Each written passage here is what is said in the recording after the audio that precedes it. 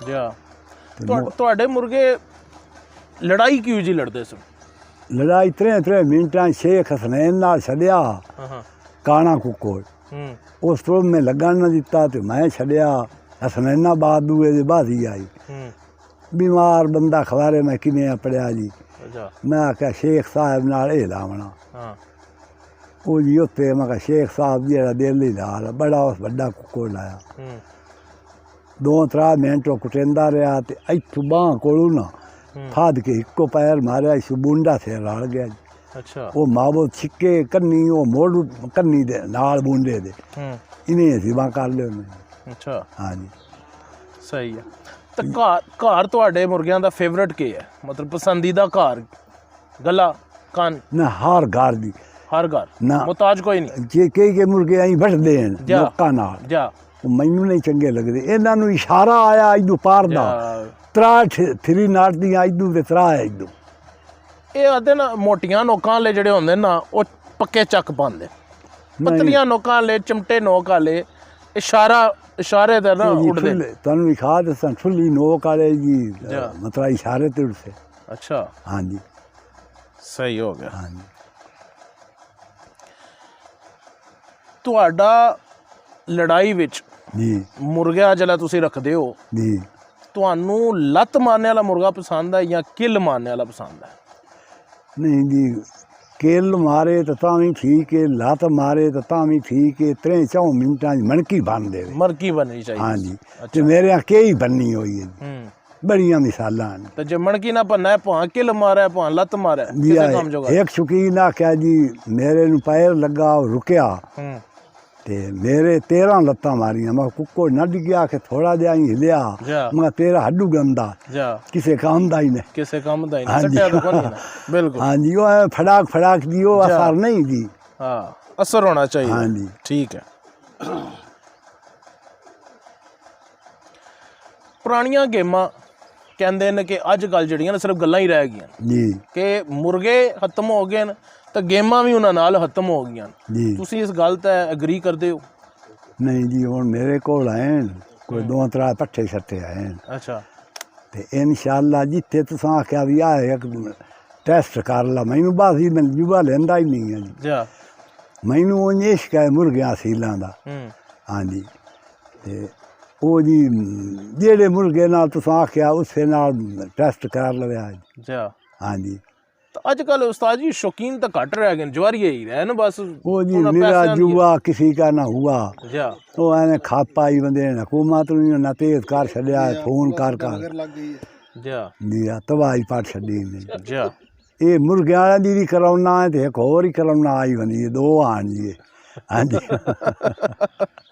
सही हो गया। हाँ जी सही बात बोल दे ही नहीं जी। जा बिल्कुल। हाँ जी ਪੁਰਾਣੀਆਂ ਬਰੀਡਾਂ ਪੁਰਾਣੇ ਮੁਰਗ ਖਤਮ ਹੋ ਰਹੇ ਨੇ ਉਸਤਾਦ ਜੀ, ਕੀ ਕੀਤਾ ਜਾ ਸਕਦਾ ਇਹਨਾਂ ਨੂੰ ਦੁਬਾਰਾ ਬੰਦਾ ਸੇਵ ਕਰੇ?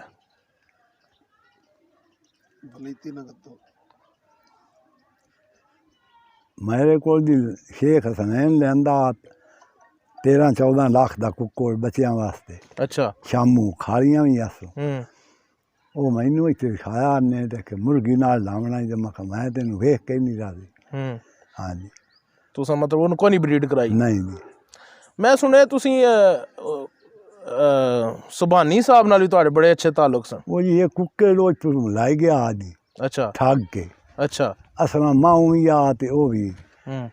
ਮੈਂ ਮੋੜ ਮਤਲਬ ਦੇ ਅੱਲਾ ਦੀ ਜ਼ਾਤ ਨਾਲ ਮੈਨੂੰ ਪਿਆਰ ਹੈ। ਲਾ ਇਲਾਹਾ ਇल्लल्लाह ਮੇਰੇ ਨਬੀ ਫਰਮਾਇਆ इल्लल्लाह। ਸਾਰਿਆਂ ਨਬੀ ਆਖਿਆ ਲਾ ਇਲਾਹਾ इल्लल्लाह।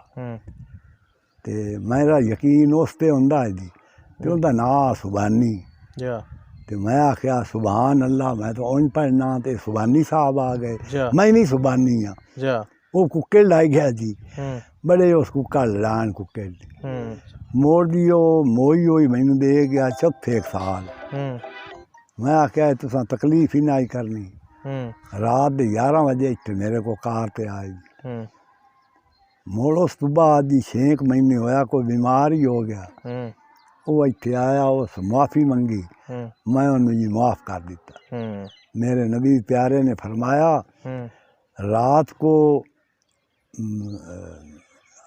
جس کسی نے بھی غلطی کی ہے اس کو معاف کر کے سوؤں، بالکل دل صاف کر کے سوؤں، بالکل اچھی شاید تیری زندگی کی آخری رات ہو۔ بالکل سبحان اللہ، بالکل صحیح گل ہے جی حضور دی تعلیم میرے سینے تے ہے جی، غلط گلاں نہیں کرنا جی اچھا انشاءاللہ۔ استاد جی لوگ کہندے نے تسی بڑے بڑے مہنگے مرغے دیندے ہو،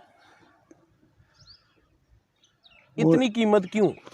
وہ جی من تانوں میں سینا میرے کو بچے نکلے بندے، مرغیاں مر گیاں بیماری نال بڑیاں جی، بچے نکلے بندے 3 مہینے تو بعد نہ نیٹ تے تینوں میں دکھا دیساں جی، وہ جی کوئی بھی نہ دکھا دے جی تو موڑ دی ان دی قیمت ہونی یا نہیں ہونی بالکل انشاءاللہ جی، حاضر خدمت ہوساں۔ بالکل ہاں جی نایاب چیز دی قیمت ہے پھر وہ نایاب ہی ہوندی ہے جی نا، ہاں جی ہاں جی ٹھیک ہے جی ہاں صحیح ہوگا۔ استاد جی تسی ساری زندگی شوق کیتا ہے جی تے اصیلاں دا کیتا ہے، جی بہت سارے بندے جڑے نا شوقین ہی بھرا نے سارے جڑے جی جی ہاں جی دیکھدے نے ویکھدے نے شوق کردے نے، اصیلاں دا جی رکھنے والا شوقین آدمی رکھے گا، جی ہاں فضول بندہ تا کوئی بھی نہیں رکھن لگا۔ ضرور جی وہ ہمیشہ پوچھتے ہیں کہ اچھا اصیل جی کیوں جاندا ہے؟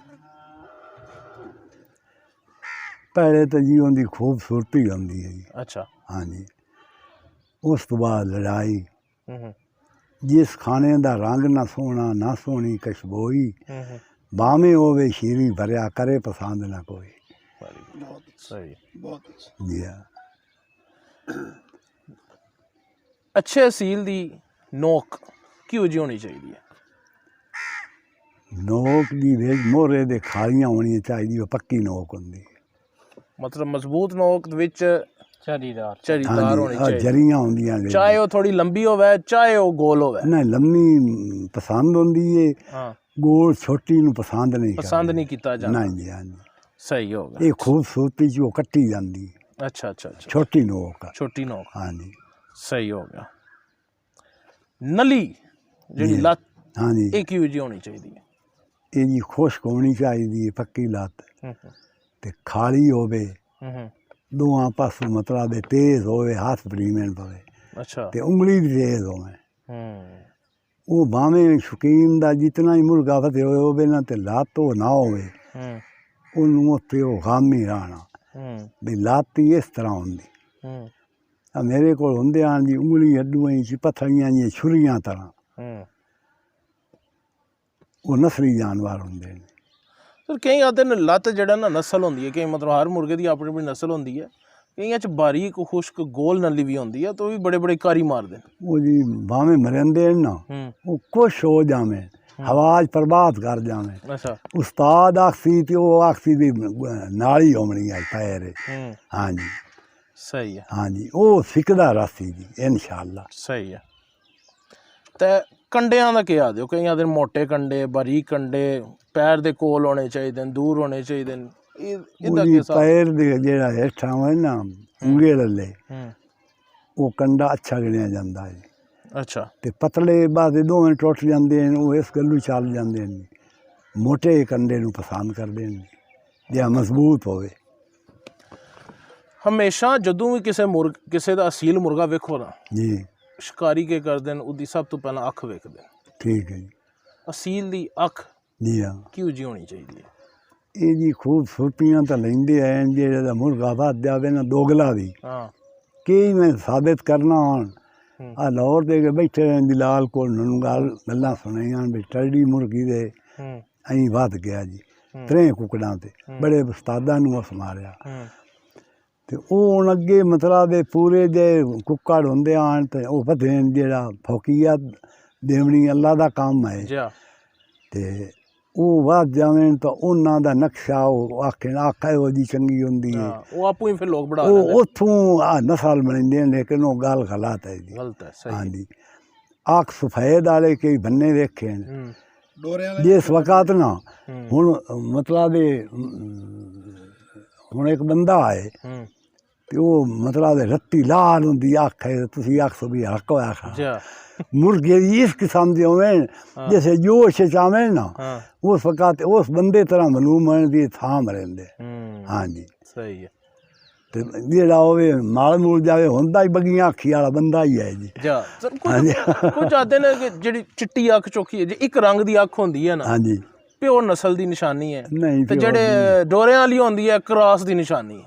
ਨਹੀਂ ਜੀ, ਉਹ ਨਸਲਾਂ ਆਪੋ ਆਪ ਹੁੰਦੀਆਂ ਨੇ ਜੀ। ਅੱਛਾ। ਹਾਂਜੀ, ਤੇ ਅੱਖ ਜਿਹੜੀ ਹੈ ਨਾ ਡੋਰਿਆਂ ਵਾਲੀ ਉਹ ਅੱਛੀ ਹੁੰਦੀ ਹੈ। ਅੱਛੀ ਹੁੰਦੀ ਹੈ। ਸਫੈਦ ਜਿਹੜੀ ਅੱਖ ਹੈ ਨਾ ਉਹ ਕਮਜ਼ੋਰੀ ਵਾਲੇ ਜਾਂਦੀ ਹੈ। ਕਮਜ਼ੋਰੀ ਜੀ ਸਹੀ ਹੋ ਗਿਆ। ਹਾਂਜੀ ਡੋਰਿਆਂ ਵਾਲੀ ਅੱਖ ਜਿਹੜੀ ਹੈ ਨਾ ਸਭ ਤੋਂ ਬੈਸਟ ਹੁੰਦੀ ਹੈ। ਹਾਂਜੀ, ਉਹ ਜੀ ਬੜੀ ਕਮਾਲ ਹੁੰਦੀ ਜਿਹੜਾ ਮੁਰਗੇ ਦਾ ਤਾਜ ਹੁੰਦਾ ਹੈ, ਜੀ। ਕਈ ਉਸਤਾਦ ਆਖਦੇ ਨੇ ਕਿ ਇਸ ਦੀ ਖੂਬਸੂਰਤੀ ਜੀ ਅੱਛੀ ਨਸਲ ਦੀ ਨਿਸ਼ਾਨੀ ਹੁੰਦੀ ਹੈ। ਠੀਕ ਹੈ ਮਤਲਬ ਜਿਤਨਾ ਅੱਛੀ ਨਸਲ 'ਚ ਹੋਏਗਾ ਉਤਨਾ ਖੂਬਸੂਰਤ ਉਹਦਾ ਤਾਜ ਬਣਿਆ ਉਸ ਦੀ। ਜੀ। ਜੀ ਇਹ ਗੱਲ ਸੱਚ ਹੈ। ਜੀ ਆ ਜਿਹੜਾ ਹੁੰਦਾ ਨਾ ਮਤਲਬ ਤਾਜ ਮੇਰੇ ਥੱਲੂ ਨਿੱਕੇ ਹੁੰਦੇ ਬੱਚੇ ਨਾ ਅਸੀਂ ਤੀਲਾ ਇੱਕ ਵਾਲ ਤਰ੍ਹਾਂ ਤਾਂ ਕੱਢ ਲੈਣੀ। ਅੱਛਾ। ਮੈਂ ਮੁੜ ਉਹਨਾਂ ਦੀ ਹਿਫਾਜ਼ਤ ਕਰਦਾ ਸੂ ਚੂਚੇ ਲੜ ਨਾ ਪਵਣ ਤੇ ਪੱਟ ਲੈ ਸੇ। ਪੱਟ ਲੈ ਸਰ। ਹਾਂਜੀ, ਤੇ ਸਿੱਧੀ ਅਸੀਂ ਕੇਲ ਤਰ੍ਹਾਂ ਟੋਪੀ ਆਉਣੀ। ਇੱਕ ਪੀਰਾਂ ਵਾਲੀ ਗੰਜੀ ਦਾ ਪੋਤ ਲੈ ਗਿਆ ਮੈਂ ਰਮਜ਼ਾਨ ਕੋਲ ਤੇ ਸਾਰਾ ਕਮਾਲੀ ਆ ਕੇ ਬੱਚਿਆਂ ਕਰਦੇ।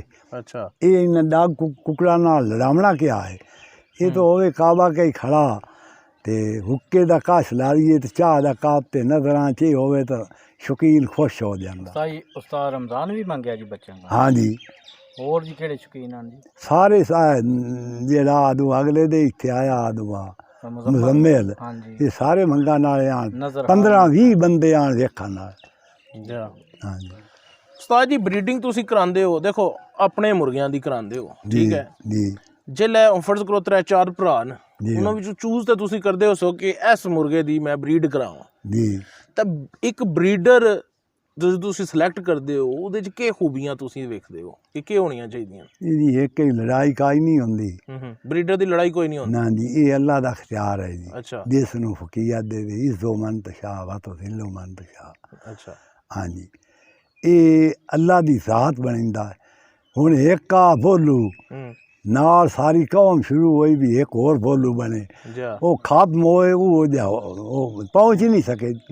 ਹਾਂਜੀ, ਇਹ ਅੱਲਾ ਦੀਆਂ ਤਾਕਤਾਂ ਹੈ, ਉਹ ਆਪਣੀ ਨੇ। ਉਹ ਜਿਸ ਤਰ੍ਹਾਂ ਦੀ ਕਰੇ ਨਾ ਉਸ ਤਰ੍ਹਾਂ ਹੋ ਜਾਂਦਾ। ਅੱਛਾ। ਹਾਂਜੀ, ਤਾਂ ਤੁਸੀਂ ਕੀ ਵੇਖਦੇ ਹੋ ਬਰੀਡਰ ਵਿੱਚ?